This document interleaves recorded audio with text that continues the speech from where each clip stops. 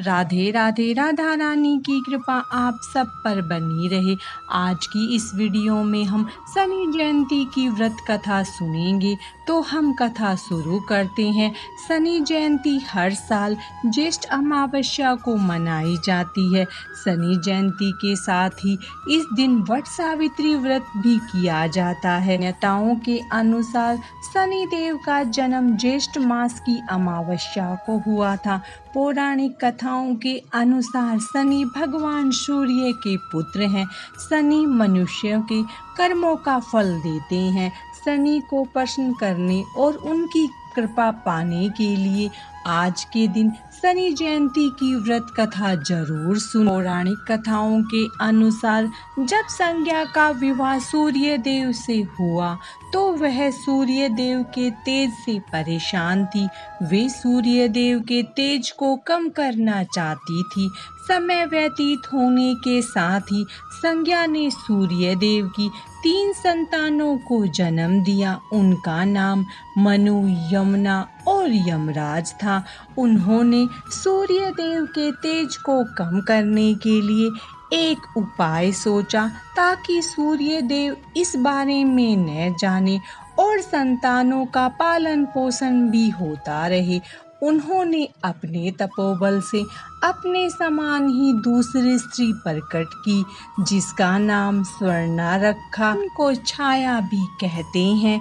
उन्होंने छाया से कहा कि अब से तुम सूर्य देव और बच्चों के साथ रहोगी। इस बारे में किसी को पता नहीं चलना चाहिए। यह कहकर संज्ञा अपने पिता के घर गई, लेकिन उनके पिता ने उनके इस कार्य से नाराज होकर उन्हें पुनः सूर्यलोक जाने को कहा। संज्ञा सूर्यलोक नहीं गई और वन में जाकर घोड़ी का रूप धारण करके तप करने लगी। उधर सूर्यलोक में छाया को सूर्य देव के तेज से कोई समस्या नहीं थी। वे उनके साथ रहने लगी। छाया और सूर्य देव से 3 संतानों ने जन्म लिया जिसमें शनि देव, मनु और भद्रा है।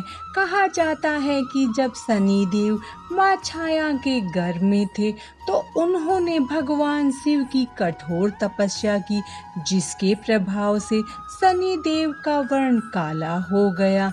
जब शनि देव पैदा हुए तो सूर्य देव को लगा कि काले रंग का पुत्र उनका नहीं हो सकता। उन्होंने छाया के चरित्र पर संदेह किया और कहा कि शनि मेरा पुत्र नहीं है।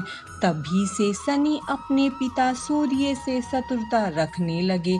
शनि ने अनेक वर्षों तक भूखे प्यासे रहकर शिव आराधना की तथा घोर तपस्या से अपनी देह को दग्ध कर लिया था। तब शनि देव की भक्ति से प्रसन्न होकर शिव जी ने शनि देव से वर मांगने को कहा। शनि देव ने प्रार्थना की, युगों युगों से मेरी माँ छाया की पराजय होती रही है।